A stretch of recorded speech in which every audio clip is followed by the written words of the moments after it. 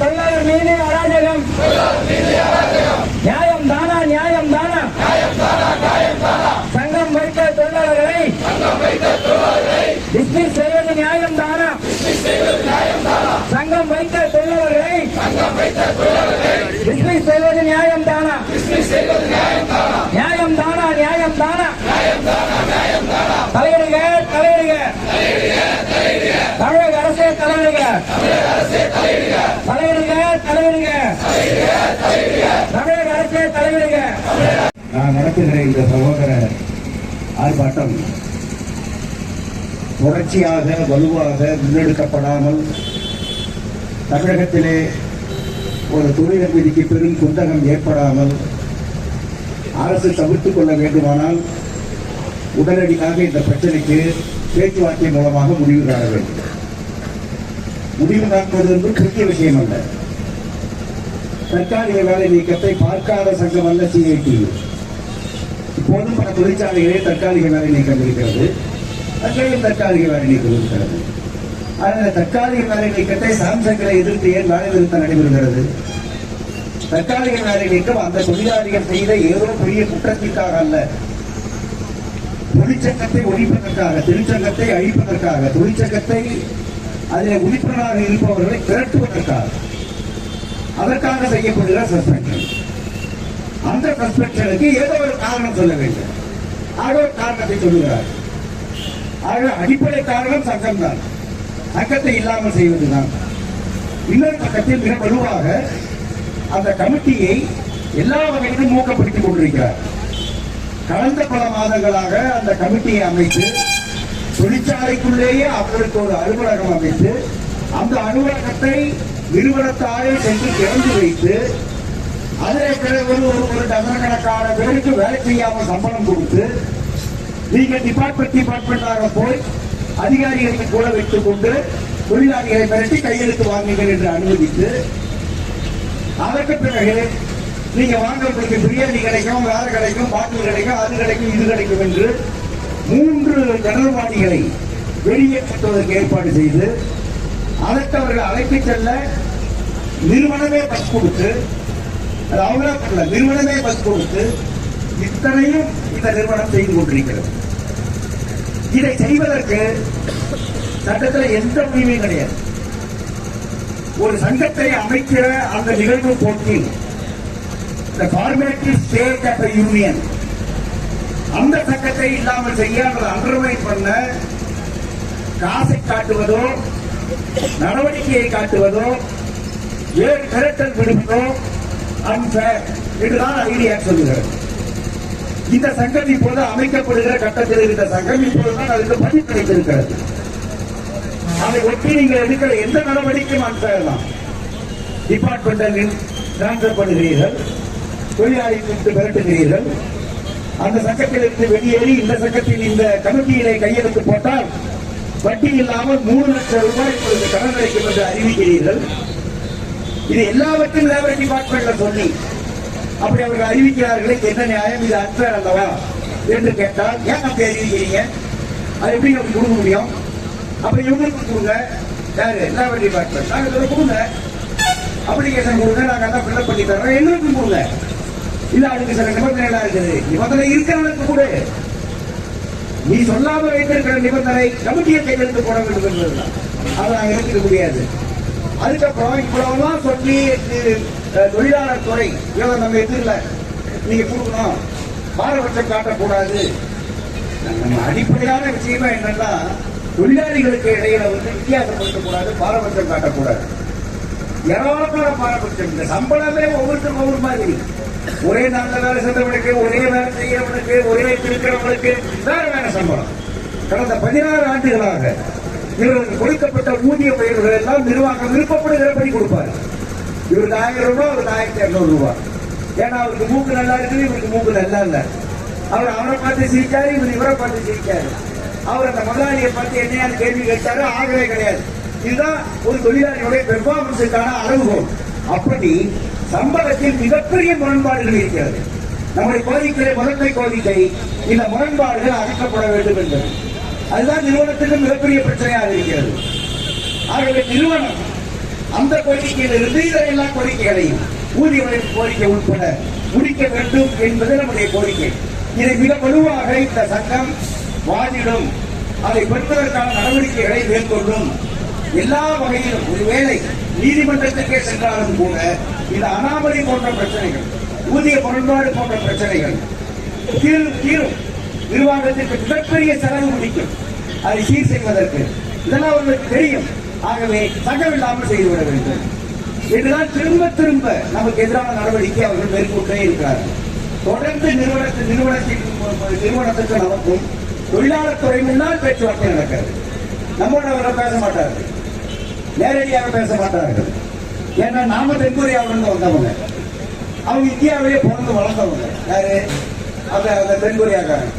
ஆகவே நம்மோட அவர்கள் பேச மாட்டார்கள். ரைட்டு, தொழிலாளர் துறை முன்னால் பேசுவோம்.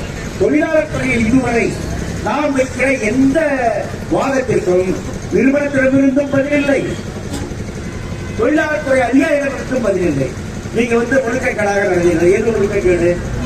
மேலதிகாரியை பார்க்க வேண்டும் என்று அங்கு இருக்கிற தொழிலாளர் கேட்பது ஒழுக்கக்கேடா? மானம் கெட்டவர்களை நான் கேட்கிறேன். என்னுடைய அதிகாரி நான் சந்திக்க வேண்டும் என்று அந்த தொழிலாளி கீழே இருக்க அதிகாரியை பார்த்து கேட்டால் அது ஒழுக்கக்கேடா? சொல்லுகிறார்கள் 1/2 மணி நேரம் உற்பத்தி பாதிக்கப்பட்டது, ஆகவே நடவடிக்கை எடுக்கிறோம். 16 ஆண்டுகளாக ஒவ்வொரு நாளும் வேலை முடிக்கிறோம். அதாவது பெல் அடிச்சாச்சு, வீட்டுக்கு போலாம் கழுவிட்டு. ஆனா நான் எடுத்த அந்த பொருள் முடியல, முடிச்சுட்டு போலாம், முடிச்சுதான் போகணும். அப்படி 1/2 மணி நேரம், 3/4 மணி நேரம், 10 நிமிஷம், 20 நிமிஷம், ஒவ்வொரு நாளும் ஒவ்வொரு தொழிலாளியும் 8 மணி நேரத்துக்கு மேல காந்தி கணக்கில் வேலை செஞ்சிருக்காங்க 16 வருஷமா. இது கூட மிரட்டல். வாடா போடா, அவனை இவனை, ஏய், இதெல்லாம் நடந்துட்டு இருந்தது. இப்ப அந்த கஷ்டத்துக்கு கணக்கு போட்டு நான் இன்னைக்கு 10 நிமிஷம், இன்னைக்கு 20 நிமிஷம், இன்னைக்கு 40 நிமிஷம், இதுக்கெல்லாம் டபுள் சம்பளம் கொடுக்கணும்னு எல்லாருக்கும் கணக்கு போட்டு ஒரு கிளைம் போட்டோம்னா அவன் பாதி கம்பெனியை விற்கணும்.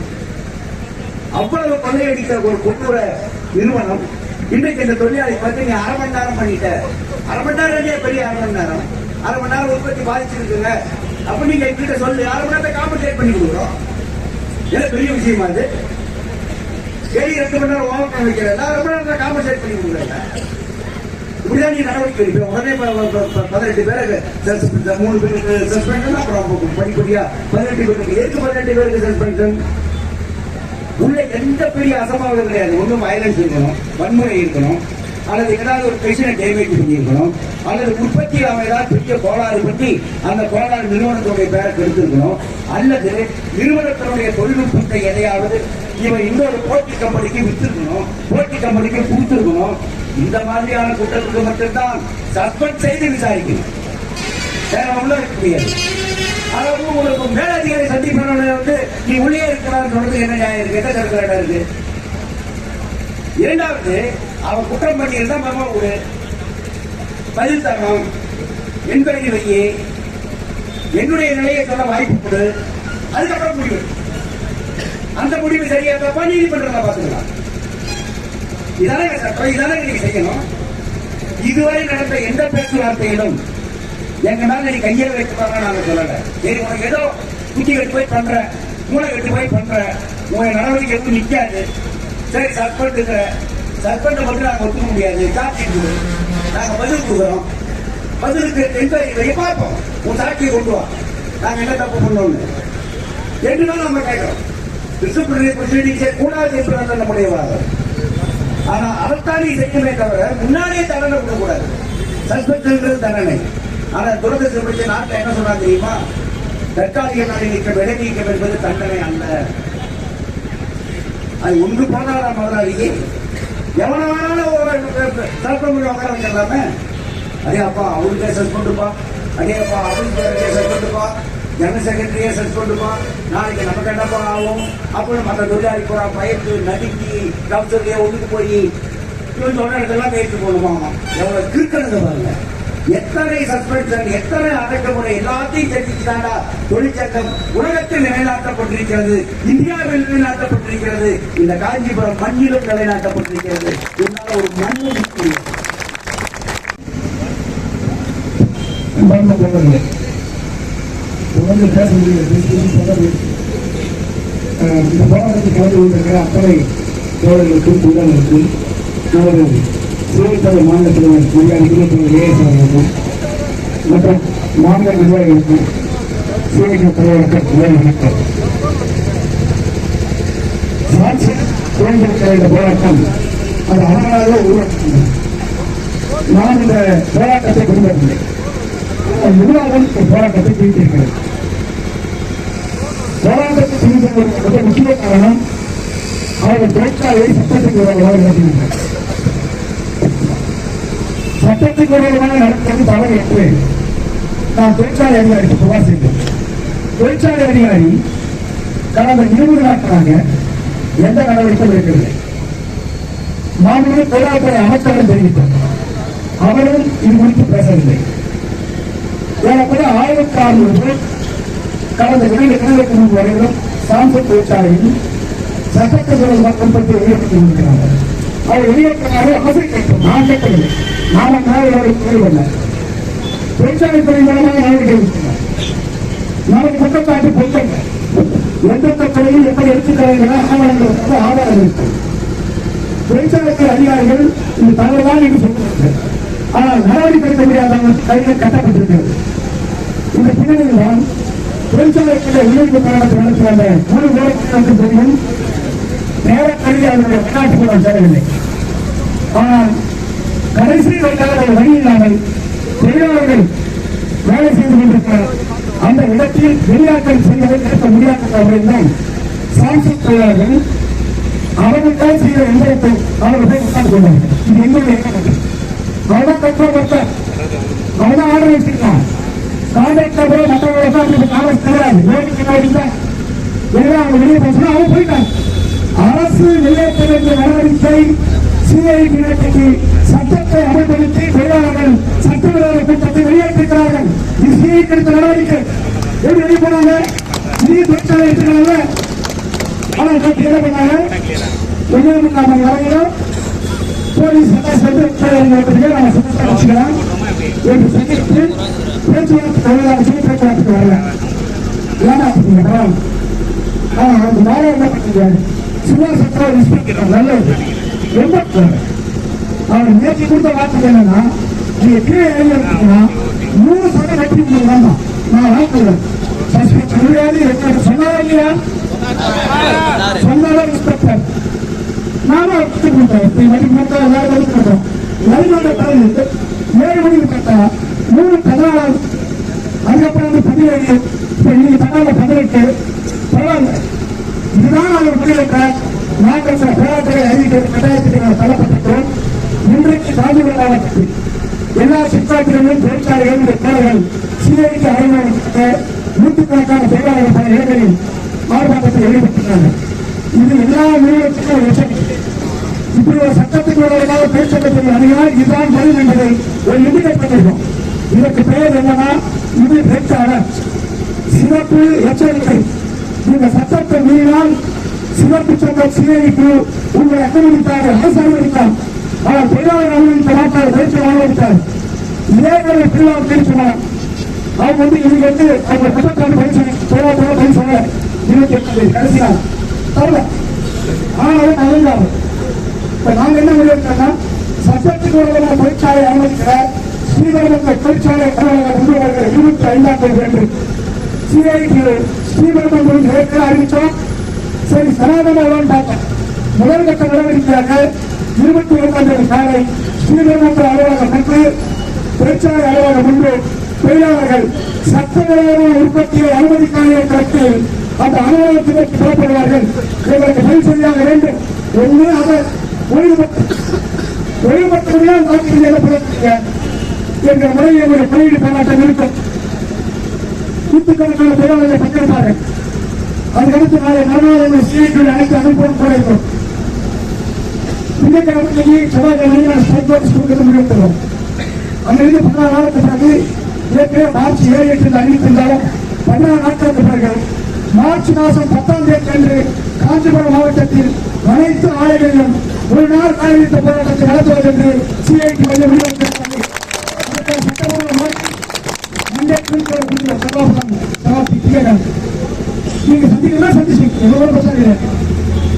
இது எல்லாரும் தொழிலாளர்களுக்கு ஆதரவாக இந்த தொழிற்சாலைகள் முதல் ஒவ்வொரு ஆணையாக சாம்சனுக்கு ஆதரவாக காஞ்சிபுரம் மாவட்டத்தில் இருக்கிற நம்முடைய சிஐ தொழிற்சங்கம் தொழிலாளர்களும் சமூக தொழிலாளர்களும் போராட்ட பந்தை நோக்கி இவர்களுக்கு ஆதரவாக அரசே காய்கறி என்கிற முழக்கத்தோடு காலையோ அல்லது மாலையோ ஒன்று நேற்று குடிச்சு வருவாங்க, அவங்க பஸ்ஸுக்கு குடிச்சு வருவாங்க.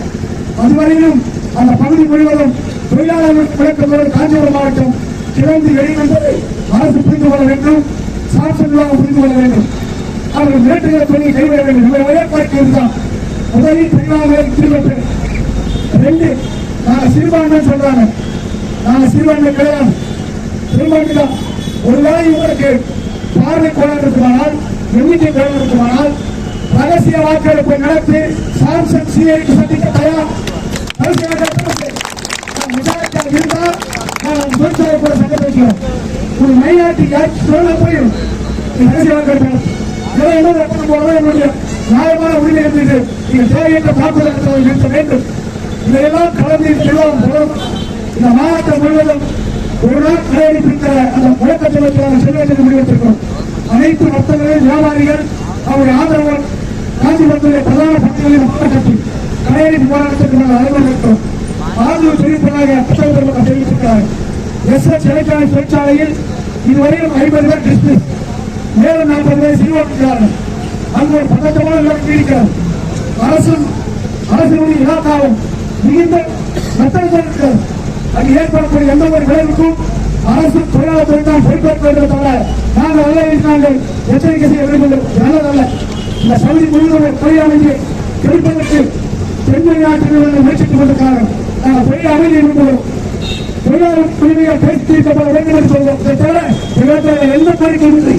அது முடியாது என்று சொன்னால் சட்டத்துக்கு ஒரு ஆணையை நடத்துவதற்கு சட்டத்தில் ஏறவில்லை. சிஐக்கு கோரிக்கை சட்டத்தின் கோரிக்கை.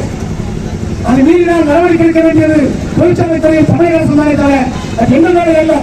நீங்கள் அந்த வேலையை செய்ய செய்விக்கிற போராட்டத்தை நாங்கள் நடத்த வேண்டியிருக்கோம். மாநில முழுவதும் சிஐ அறிவிக்கும். ஆனால் மாவட்டத்தை பொறுத்தவரையும் தொழிலாளர்கள் ஏற்கனவே அமைக்கப்பட்டிருக்கிற தொழிற்சங்க போராட்டங்கள் அதன் மூலம் ஏற்பட்டிருக்கிற ஒற்றுமை தொழில் அமைதி பாதுகாக்க வேண்டும் என்று நாங்கள் விரும்புகிறோம்.